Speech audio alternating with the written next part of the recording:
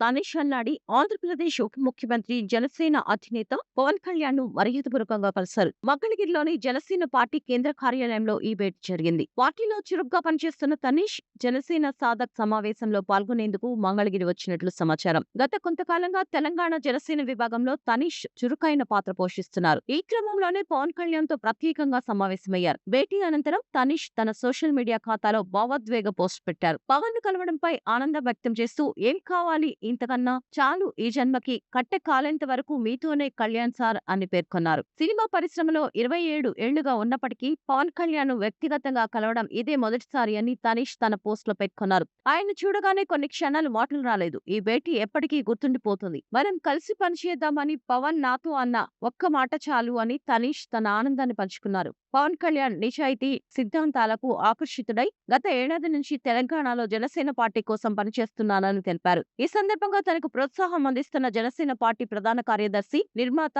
రామ్ తండూరికి కూడా తనీష్ ప్రత్యేకంగా కృతజ్ఞతలు తెలిపారు. తెలంగాణ ప్రజల శ్రేయస్సు కోసం జనసేన తరపున నిరంతరం పనిచేస్తూనే ఉంటానని ఆయన స్పష్టం చేశారు. పవన్ కళ్యాణ్ తో దిగిన ఫోటోలను కూడా తనీష్ తన సోషల్ మీడియాలో పంచుకున్నారు. ఈ ఫోటోలు ప్రస్తుతం వైరల్ అవుతున్నాయి.